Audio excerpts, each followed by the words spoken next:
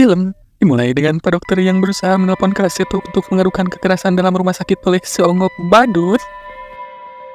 Namun, sang badut yang emosian malah menghantam Pak Dokter hingga mencukil matanya hingga membuat Pak Dokter gugur-guguran kesakitan. Tidak cukup sampai di situ, sang badut malah memasang bola mata Pak Dokter ke matanya. Duh, ayah, why? Puas bermain dengan organ tunggal Pak Dokter, sang badut pun pergi meninggalkan jasad Pak Dokter yang sudah resmi menjadi korban pertama psikopat edan ini.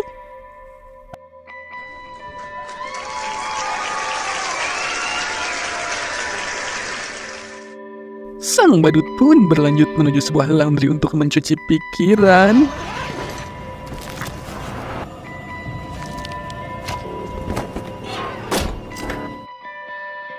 Dia mengambil sebuah koran yang berisi berita tentang kecelakaan sebuah keluarga. Namun, bukannya berbelasungkawa, dia malah cekikikan awok-awokan, padahal korannya nggak lagi ngelawak, guys.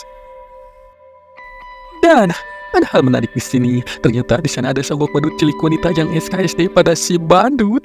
Mungkin karena ngerasa sefrekuensi, mereka pun mulai PDKT-an, dari mulai saling mendekat, terus ketawa bersama, hingga dunia pun serasa milik berdua. Tapi, semua itu hanyalah ilusi. Mungkin karena si badut jomblo kelamaan jadinya halu begitu. Tapi, yang kesian mah si Pak Botak, dia malah jadi korban, kepalanya ditusuk pakai gagang sapu cuma karena liatin si badut lagi halu. Ya udahlah, kita lanjut saja ke cerita. Kita diperlihatkan seorang gadis bahan lerkom dia bernama Seina.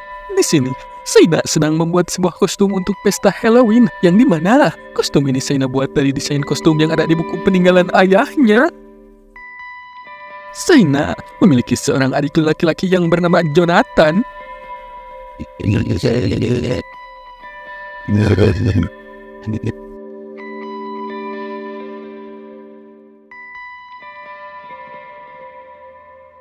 Nah, si Jonathan ini memiliki ide gila, yaitu ingin menggunakan kostum Art the Clown, yaitu si badut psikopat yang melakukan pembantaian yang menjadi tragedi Miles Country beberapa bulan yang lalu. Dan jelas saja, hal itu mendapat tentangan dari kakak dan ibunya, karena kejadian itu masih hangat-sehangat tai kotok, dan jika Jonathan menggunakan kostum Art the Clown, itu sama saja seperti Jonathan sedang mengolok-olok keluarga korban. Pembantaian oleh Art the Clown itu sangat membekas di hati warga kota termasuk Seina, dan Seina sampai terus bermimpi buruk tentang kejadian pembantaian oleh Art the Clown tersebut. Seperti saat ini, Seina sedang bermimpi buruk di mana Art the Clown membakar seorang penyanyi pesta. Hingga membuat Seina mengigau hingga kejut-kejut kegelian seperti sedang disetrum belut listrik Uncle Jenkins. Namun, mimpi Seina kali ini menjadi sangat aneh dan mengerikan, menakutkan, mencekam, menegangkan DLL. Di mana saat si badut mencoba membakar Seina, tiba-tiba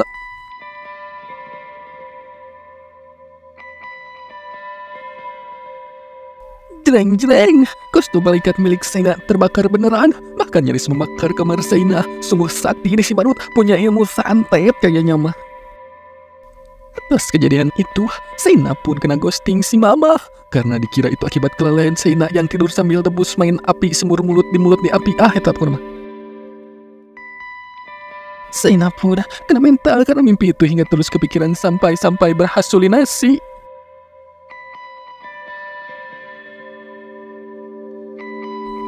Keesokan harinya, Jonathan yang sedang ujian akhir semester mendapatkan sebuah kejutan dari Mas Badut.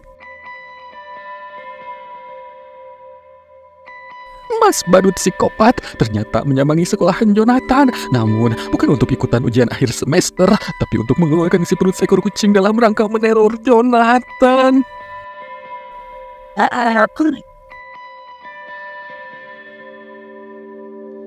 Ya jelas saja, Jonathan langsung lari terberit-berit dan ketakutan setengah matang sampai bulu punduknya merinding disco.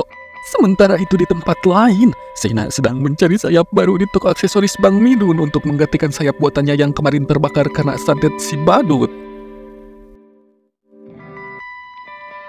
Seina ditemani oleh sohibnya yaitu Ali.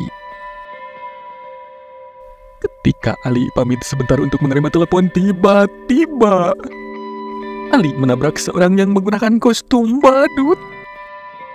Ali Melius begitu saja tanpa rasa curiga sedikit pun. Ya wajar sih, karena itu kan memang toko aksesoris. Apalagi ini menjelang Halloween, jadi pasti banyak orang yang juga membeli kostum di sana. Di sisi lain, Shayna yang masih mencari tambahan aksesoris untuk kostumnya merasa terintimidasi oleh senyuman penuh makna dari seseorang yang berdandan ala badut. Shayna semakin panik setelah mendapatkan kedutan mata nakal ala om-om sangian dari pria aneh berkostum badut itu.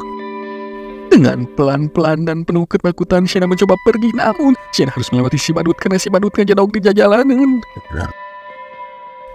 Merasa sedang di-stalkingin si badut, Shayna pun panik dan segera membayar belanjaannya agar cepat bisa pergi tanya. Namun, kampretnya, si badut malah terus saja mengganggu Shayna dengan berbagai macam pamolahnya, hingga Shayna semakin ketakutan, panik, tertekan, terintimidasi hingga membuatnya ingin modal di jalanan. Melihat Shayna yang semakin ketakutan, si badut malah semakin mendekat dan dengan sengaja si badut koplak memainkan lonceng tepat di telinga Shayna hingga membuat Shayna terkaget-kaget hingga berkata, Ayah melihat kelakuan rugat si badut membuat Bang Midun emosi dan berkata, dasar kanal buntung mewek pegek irung pesek. Si badut yang tidak terima dengan kata-kata mutiara Bang Midun langsung menutup toko. Setelah menutup toko, si badut mulai mengeluarkan seperangkat alat psikopat dari dalam kresek besarnya, mulai dari lantai, centong sayur, botol kaca, uang receh yang membuat Bang Midun gebrak meja, dan cerot, kepala Bang Midun dihentam botol lalu dianiaya dan disembelih sampai putus. Lalu ditenteng oleh si badut dan ditunjukkan kepada seorang bocil yang meneropong dari kaca depan. Karena dirasa ada yang aneh, si ibu pun mengajak anaknya pergi menuju salon terdekat untuk krimbet, narik daun. Sementara itu, Shayna telah kembali ke rumahnya, lalu menemui adiknya yaitu Jonathan. Tanpa basa-basi, Jonathan pun langsung nyerocos perihal kejadian di sekolahnya tadi siang sembari menunjukkan sebuah penggalan berita di koran. Shayna pun sejenak terdiam, karena Shayna tahu yang diceritakan Jonathan itu benar, karena Shayna pun tadi diteror oleh seonggok badut. Lalu, Jonathan menunjukkan sketsa wajah badut yang tadi menerornya dan gambar-gambar dari sebuah buku yang merupakan peninggalan ayah mereka. Di tempat lain, sang badut tengah mendatangi rumah Ali untuk melakukan trick or treat. Namun, kelakuan iseng si badut malah membuat Ali sangat kesal sekaligus merasa terintimidasi. Karena plastik besar yang disodorkan si badut bukan berisi permen maupun kuku bima energi roso-roso, melainkan isinya adalah sendok, garpu, pisau, gergaji, dan seperangkat alat psikopat lainnya. Yang membuat Ali harus berbuat tidak sopan dengan melemparkan permennya ke dalam kantung plastik si badut karena saking takutnya. Perlakuan Ali itu sepertinya membuat si badut tersungging hingga si badut langsung pergi ketika Ali mengintip dari balik jendela. Ketika Ali mengeceknya, ternyata kaca belakang rumahnya sudah jebol pecah. Badut sarap dengan ketawa ketiwi menyiramkan cairan pemutih lalu si mamah pun pergi ke lantai atas dan oh no, si mamah